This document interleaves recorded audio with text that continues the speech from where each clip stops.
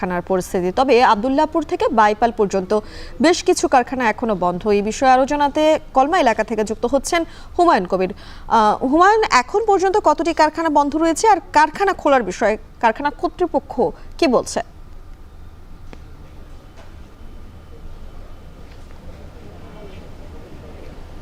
মিম, ধন্যবাদ আপনাকে। আপনি যেমনটি বলছিলেন, আমি যদি কিছু তথ্য দিয়ে আপনাকে জানাতে চাই, একটু আগে থেকে শুরু করতে চাই। আপনি জানেন যে শ্রমিকদের কিন্তু বিভিন্ন দাবি দাওয়া নিয়ে কিন্তু তারা বেশ কিছুদিন যাবৎ আন্দোলন করে যাচ্ছেন এবং সেই লক্ষ্যে কিন্তু তারা রাজপথে নেমে এসেছেন, কর্মবিরতি পালন করেছেন।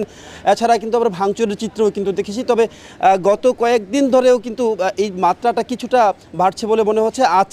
আজকের কথা যদি বলি, আমি সকাল থেকে শ্রমিকরা কিন্তু তাদের নানা দাবি দাওয়া নিয়ে আন্দোলনের ফলে কিন্তু কারখানার অভ্যন্তরে প্রবেশ করে তারা আন্দোলনের ফলে কিন্তু কারখানাগুলো ছুটি দেওয়া হয়েছে। এ পর্যন্ত আব্দুল্লাহপুর বাইপাইল সড়ক যেটি রয়েছে, জামগড়া, ছয়তলা, শিমুলতলা ইউনিক এলাকার প্রায় 26টি কারখানা নতুন করে বন্ধের খবর আমরা পেয়েছি এবং ওই কারখানাগুলো 13-র 1 ধারা অনুযায়ী বন্ধ করা হয়েছে। মানে no pay, no work, no pay, মানে কোনো কাজ না করলে তারা কোনো বেতন পাবেন না, এই ধরনের শর্তে কিন্তু 13-র যে 1 ধারা রয়েছে সেই ধারা অনুযায়ী কিন্তু কারখানাটি বন্ধ করা হয়েছে। এতে করে কিন্তু শ্রমিকরা আরও একটু ফুঁসে উঠেছেন, তারা চেষ্টা করছেন জড়ো হওয়ার। আমরা খবর নিয়ে দেখেছি আব্দুল্লাহপুর বাইপাইল সড়কের যেসব শ্রমিকরা রয়েছেন, বিশেষ করে কমপ্লায়েন্স না সেই রকম ফ্যাক্টরির শ্রমিকরা, তবে যেসব ফ্যাক্টরিগুলো কমপ্লায়েন্স করা রয়েছে তারা কিন্তু কোনো আন্দোলন সংগ্রামে নামছেন না। শুধুমাত্র যেসব ফ্যাক্টরিগুলো কমপ্লায়েন্স করা নেই তারা কিন্তু তাদের বিভিন্ন দাবি দাবা নিয়ে আন্দোলন করার চেষ্টা করছে এবং বাইপাইল আব্দুল্লাহপুর সড়কের যে একাধিক কারখানা বন্ধ রয়েছে সেসব কারখানার শ্রমিকরা রাস্তায় নেমে কিন্তু আমরা দেখেছি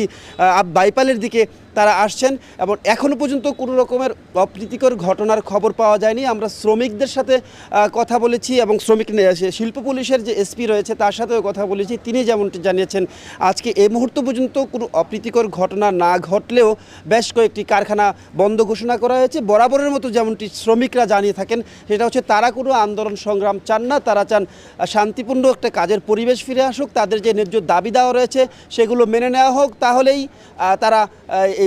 তারা চাচ্ছেন তারা কর্মপরিবেশ নিশ্চিত হলে তারা কাজে ফিরে যেতে।